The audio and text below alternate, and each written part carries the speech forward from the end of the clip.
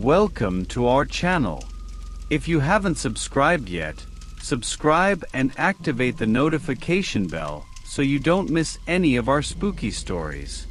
My name is Jake, and I've been a park ranger at Yellowstone National Park for over 10 years.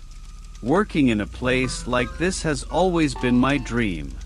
The vastness of the forests, the grandeur of the geysers, and the serenity of the lakes create a paradise-like setting.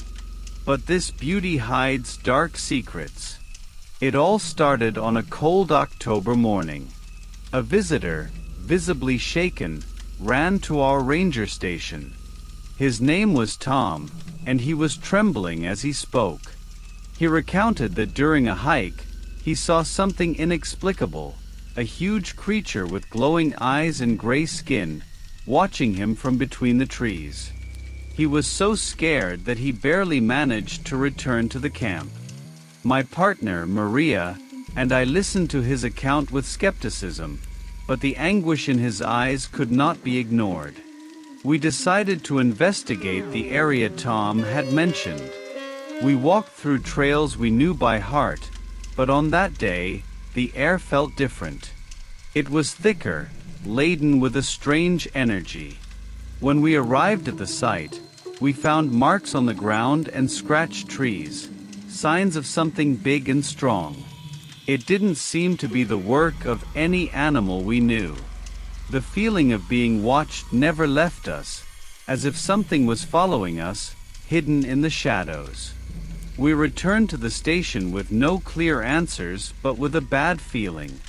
That night, lying in my cabin, I couldn't sleep. I closed my eyes, but the image of the creature's glowing eyes that Tom described kept haunting me. Little did I know that this was just the beginning of a series of events that would challenge everything I thought I knew about the park and its depths.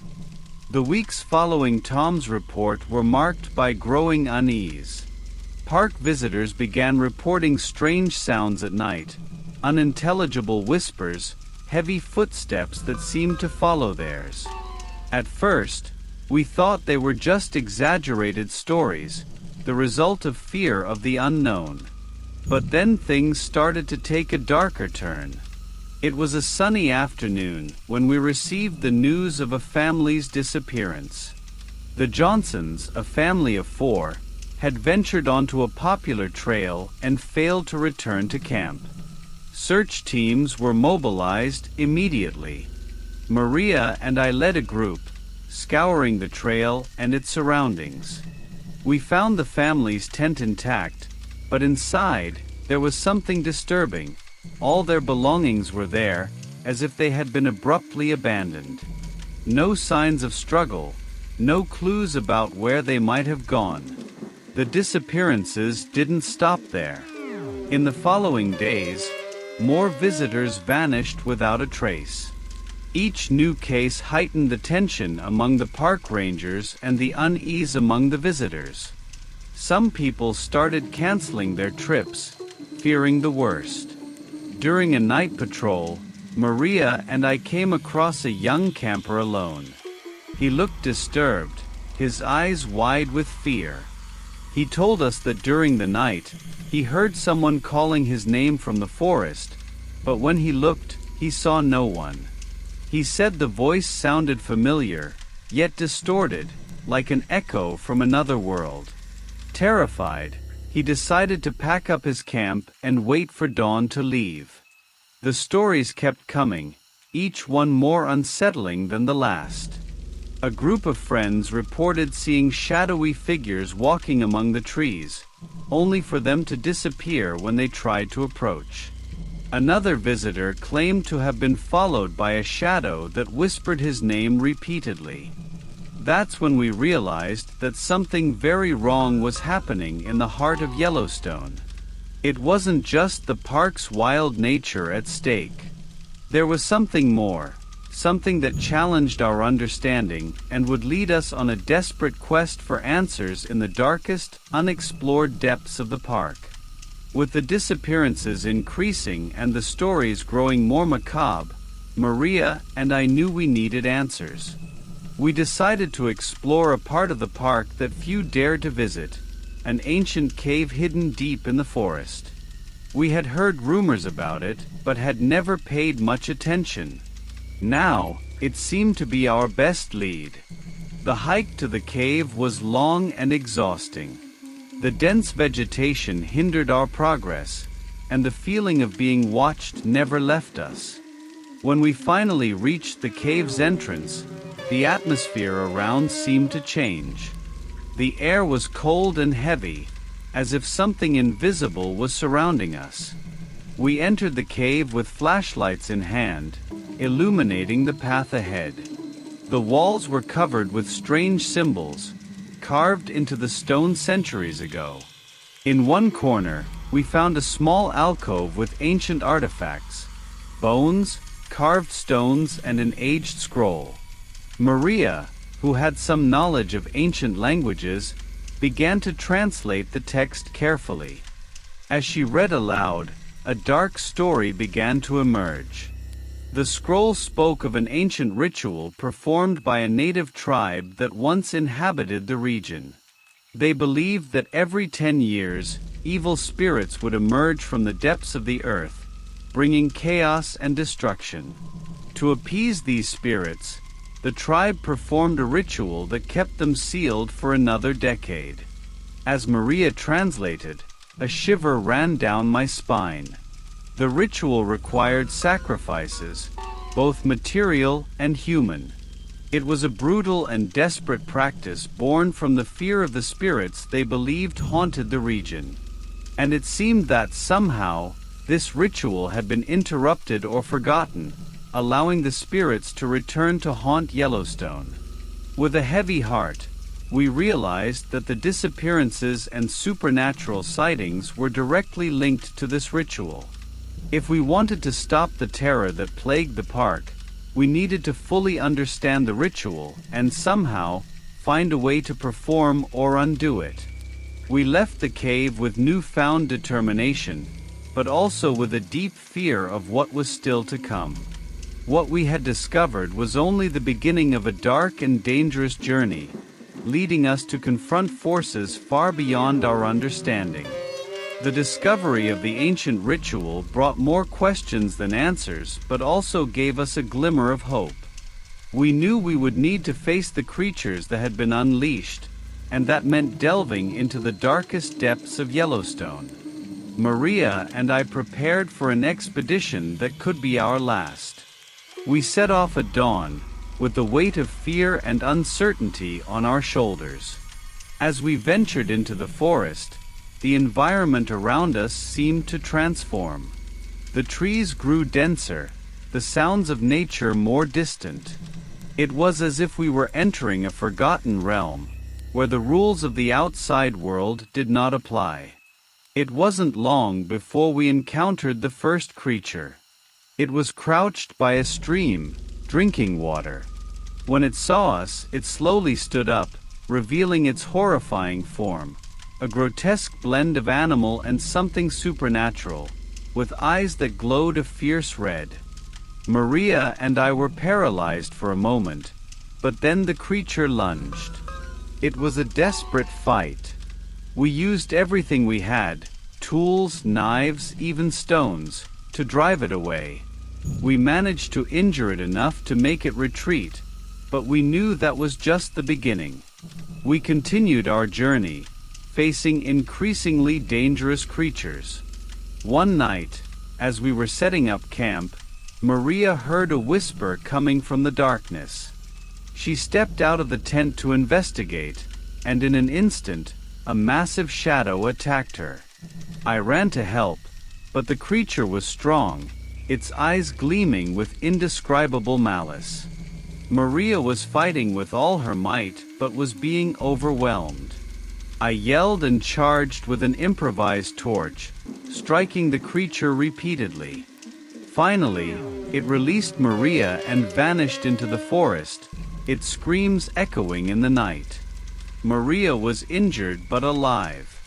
That experience showed us how dangerous these entities were and how every step towards breaking the curse would be a fight for survival. These encounters left us exhausted and terrified, but also more determined. We knew we couldn't give up. Each defeated creature was a step closer to understanding how to break the curse. What we didn't know was that the hardest battle was yet to come, and our courage would be tested to its limits. After the near-fatal battle with the creature, Maria and I knew we needed help. We decided to seek out a native elder who, according to rumors, knew the ancient stories and rituals of the park. His name was Tai, a man who lived isolated in the mountains, far from the tourist trails and the noise of the modern world. The journey to Tai's home was long and arduous. With each step, we felt the weight of shadows watching us. When we finally arrived, we found an elderly man, but with a gaze that radiated wisdom and a deep understanding of the unknown. We explained our situation, detailing the disappearances, encounters with creatures, and the scroll we found in the cave. Tai listened in silence, his eyes fixed on us. When we finished, he nodded slowly and invited us in. His home was filled with ancient artifacts, symbols reminiscent of those we saw in the cave.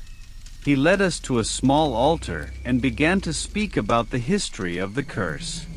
According to Tai, the tribe that inhabited Yellowstone believed that malevolent spirits were entities guarding an ancestral power, a power that should remain dormant. The ritual they performed was not just to appease the spirits but to seal a fissure between our world and theirs. If the ritual was not performed correctly, the fissure would open, allowing the entities to cross into our world, bringing chaos and destruction. With the death of the last members of the tribe who knew the ritual, the curse was forgotten. Tai explained that to break the curse, we would need to perform the ritual exactly as the ancestors did. He gave us a list of sacred items we would need to gather and explained the steps of the ritual. Among the items was a special amulet that needed to be activated with blood, an offering of rare herbs, and a specific sequence of chants. In the following days, Maria and I dedicated ourselves to gathering the items. We traveled across the park, facing new dangers and challenges. Every step we took was filled with a growing sense of urgency, as if the shadows around us were becoming bolder, closer. One night, while searching for one of the required herbs, we were surrounded by a group of creatures. They watched us, their eyes glowing in the dark, and slowly began to advance. With Tai's instructions echoing in our minds, we prepared to defend our position, knowing that the battle approaching would be decisive. With our hearts racing and the weight of responsibility on our shoulders, we were ready to face the evil haunting Yellowstone, determined to perform the ritual and restore peace to the park. But what we didn't know was that the true challenge was just beginning, and the strength of the malevolent entities was greater than we could ever imagine. With all the sacred items gathered and Tai's instructions etched in our minds, Maria and I prepared to perform the ritual in the heart of Yellowstone. The chosen place was an ancient clearing, surrounded by towering trees that seemed like silent witnesses to what was about to happen. The air was charged with a strange electricity, a palpable tension that made us feel as if we were being watched by invisible eyes.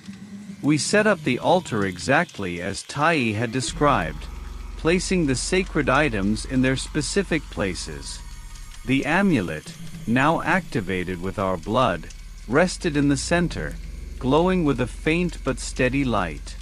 The herbs burned slowly, releasing a thick, fragrant smoke that mixed with the cold night air. With my heart pounding, I began to chant, following the exact sequence Tai had taught us. Maria was by my side, holding a torch and keeping a vigilant eye on the darkness around us.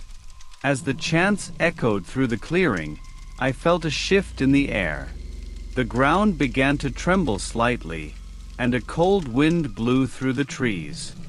Suddenly, the darkness around us began to move. The creatures, drawn by the ritual, emerged from the shadows, their eyes blazing with malignant fury. We knew this would happen, but seeing them so close, surrounding us, was terrifying. I kept my voice steady, continuing the chants while Maria held up the torch, ready to defend us. The creatures advanced, but something invisible seemed to keep them at bay. The barrier created by the chants and the sacred items prevented them from coming too close. However, they would not give up easily. One of them, the largest and most terrifying, managed to momentarily breach the barrier, launching itself toward us with terrifying speed. Maria reacted quickly, brandishing the torch and striking the creature, which recoiled with a shrill scream. But the attack left her injured, a deep cut on her arm. We knew we couldn't maintain the barrier for much longer.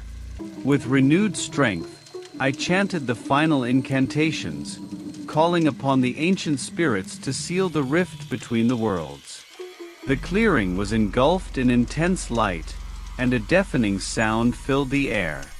The creatures began to dissolve into the light, their distorted forms disappearing one by one.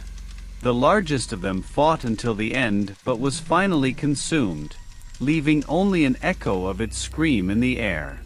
As the light faded, the clearing was silent. The creatures had vanished, and the sense of evil that surrounded us had dissipated. Maria and I fell to our knees, exhausted but relieved. We felt a peace we hadn't experienced in weeks. The ritual had worked, the rift between the worlds was sealed, and the malevolent spirits banished. As the sun began to rise on the horizon, illuminating the clearing with its gentle light, we knew that, at last, Yellowstone was free from the curse. The park returned to its usual tranquility, but Maria and I would never forget what we had experienced there. The secrets of Yellowstone were safe once again, and the shadows that once haunted us were relegated to the past.